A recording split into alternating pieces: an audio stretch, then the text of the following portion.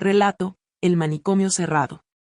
A las afueras de la ciudad, escondido entre árboles frondosos y caminos olvidados, se alzaba el manicomio de Santa Lucía, una enorme estructura de ladrillo rojo que había sido abandonada hacía más de 30 años. Nadie en la ciudad quería hablar de ese lugar, y pocos sabían realmente lo que había ocurrido allí. Solo los más viejos recordaban los rumores, gritos en la noche, desapariciones inexplicables, y pacientes que nunca regresaban a sus hogares. El hospital psiquiátrico cerró de manera repentina tras un incendio que afectó parte del edificio, pero no había sido el fuego lo que provocó el cierre. Según los pocos informes que se filtraron en su momento, algo mucho más oscuro había estado ocurriendo entre sus paredes. Experimentación psicológica extrema, tratamientos inhumanos, y un misterioso paciente cero del que no se conocían detalles. Años después, el lugar permanecía sellado, pero su presencia era una mancha en la memoria del pueblo. Sin embargo, para un grupo de jóvenes, esa historia oscura no era más que una oportunidad para vivir una aventura. Marcos, Sofía, Daniel y Carla decidieron que una visita al viejo manicomio sería la perfecta escapada de fin de semana. Equipados con linternas, cámaras y una dosis de valentía, o estupidez, planearon pasar una noche explorando el lugar. Estaban convencidos de que la mayoría de las leyendas eran solo cuentos de viejas, historias inventadas para mantener a los curiosos lejos. Llegaron al manicomio al anochecer, sorteando el muro de piedra que rodeaba la propiedad. A medida que se acercaban a la entrada principal, el aire se volvía más frío, y una sensación extraña los invadía. Las ventanas del edificio, algunas rotas y otras selladas con tablas, parecían ojos ciegos que los observaban en silencio. «Es solo un edificio abandonado», dijo Marcos, intentando sonar valiente. «No hay nada aquí». Forzaron la puerta principal y entraron en el vestíbulo, donde el olor a humedad y podredumbre los golpeó de inmediato. Las paredes estaban cubiertas de grafitis y moho, y el sonido de sus pasos resonaba en los pasillos vacíos. Todo estaba en silencio, salvo por el eco lejano del viento colándose por las ventanas rotas. «Vamos a la sala principal», sugirió Sofía. «Es donde estaban los pacientes, ¿no?» El grupo avanzó por los corredores largos y oscuros, hasta llegar a una sala grande con camas metálicas oxidadas y muebles desmoronándose. Era el antiguo salón donde los pacientes pasaban la mayor parte de su tiempo, un espacio frío y triste. «Imagina estar aquí años encerrado», comentó Carla, su voz resonando en el aire pesado. «Debió ser una pesadilla». «Dicen que muchos perdieron la cordura aquí», respondió Daniel. «Pero no por estar enfermos, sino por lo que les hacían». Sofía, quien llevaba una cámara para grabar todo, enfocó la lente hacia el rincón más oscuro de la sala. De repente, su cámara comenzó a fallar, y la imagen se distorsionó. Intentó ajustar el lente, pero nada funcionaba. Entonces, un grito agudo resonó en el pasillo. «¿Qué fue eso?», preguntó Carla, con el rostro pálido. «Debe haber sido un animal, un gato o algo», respondió Marcos, aunque su voz traicionaba su propio miedo.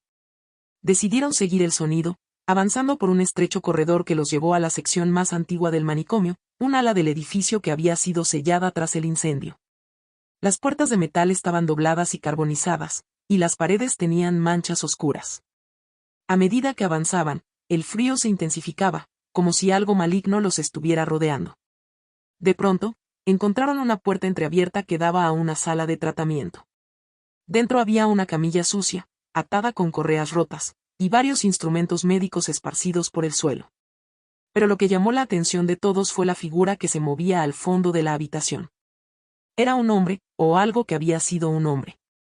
Su piel era pálida, casi translúcida, y sus ojos estaban abiertos, pero vacíos, como si no pudiera ver. Estaba encorvado, balanceándose hacia adelante y hacia atrás, murmurando algo ininteligible. «¿Qué demonios es eso?», preguntó Marcos en un susurro, paralizado por el horror. «Salgamos de aquí», gritó Carla, retrocediendo. El ser levantó la cabeza de repente, y los miró, aunque sus ojos seguían sin vida. Y entonces, sin advertencia, comenzó a moverse hacia ellos con una velocidad antinatural. El grupo, aterrorizado, corrió por el pasillo, pero las luces de las linternas parpadeaban, y los ecos de sus pasos resonaban más fuertes que los suyos propios, como si algo o alguien los estuviera persiguiendo. Al llegar al vestíbulo, la puerta por la que habían entrado estaba cerrada. Intentaron abrirla desesperadamente, pero no había forma de moverla. «Está bloqueada», gritó Daniel, golpeando el marco de la puerta con todas sus fuerzas. De repente, Sofía gritó. Marcos ya no estaba con ellos. En medio del caos, había desaparecido. Escucharon su voz, débil, llamándolos desde los pasillos. Marcos. ¿Dónde estás?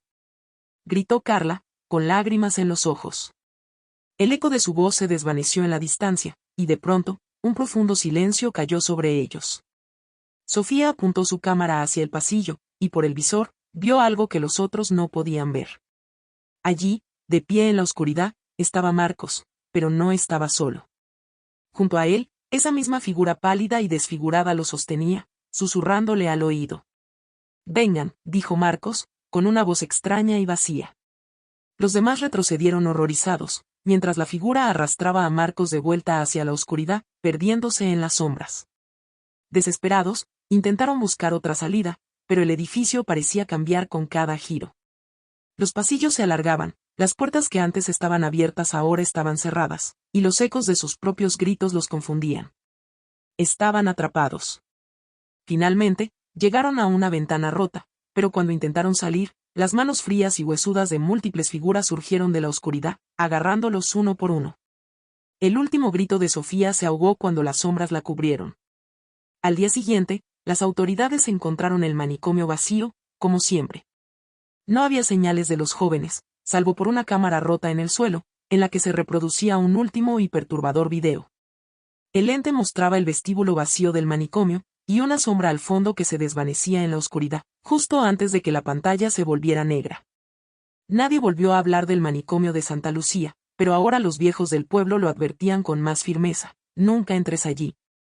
No está vacío, y una vez que cruces sus puertas, jamás volverás a salir.